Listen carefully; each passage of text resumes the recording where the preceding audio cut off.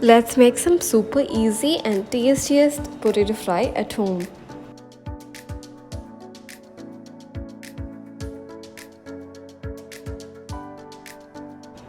இந்த ரெசிபிக்கு 3 medium size potatoes எடுத்திருக்கேன். அதனால வாஷ் பண்ணி எடுத்துகிட்டு வந்திருக்கேன்.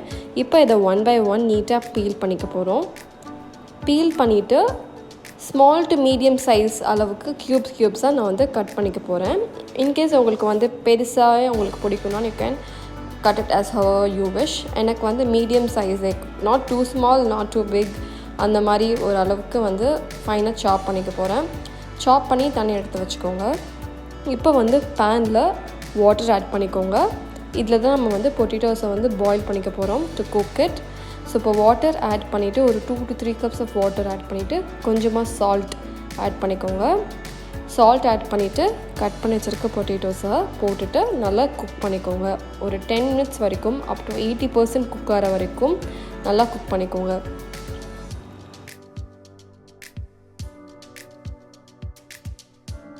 எயிட்டி பர்சன்ட் குக் ஆனதுக்கப்புறம் அதை தனியாக ஸ்ட்ரெயின் பண்ணி தனியாக ஒரு பவுலில் எடுத்து வச்சுக்கோங்க.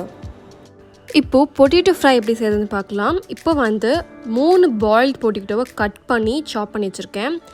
இப்போது இதோட 1 teaspoon chilli powder, 2 teaspoon coriander powder, 1 teaspoon turmeric powder, மஞ்சள் அண்ட் கொஞ்சமாக சால்ட். ஏன்னா பாயில் பண்ணும் போதே நான் வந்து சால்ட் போட்டு பாயில் பண்ணிட்டேன்.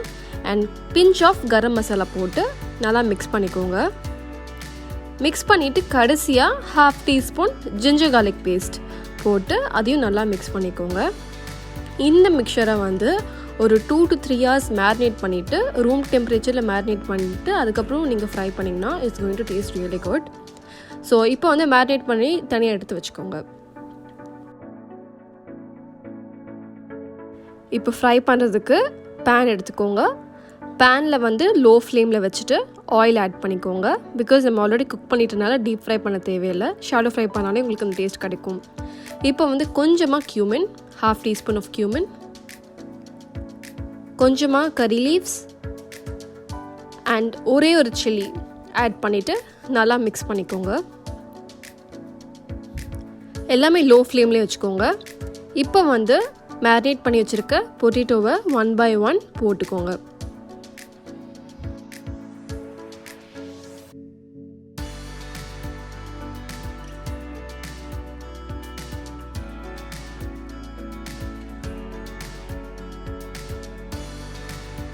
இதை மீடியம் ஃப்ளேம்லேயே ஃப்ரை பண்ணிக்கோங்க.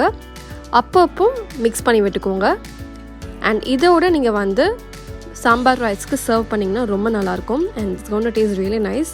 அண்ட் உங்களுக்கு இந்த மாதிரி காம்பினேஷன்ஸ் அண்ட் நிறைய recipes and more food content தெரிஞ்சுக்கணுன்னா இட்ஸ் மீ ரேஷாவுக்கு சப்ஸ்கிரைப் பண்ணிக்கோங்க. லைக் பண்ணுங்கள், ஷேர் பண்ணுங்கள், கமெண்ட் பண்ணுங்கள். See you in the next video. Bye bye.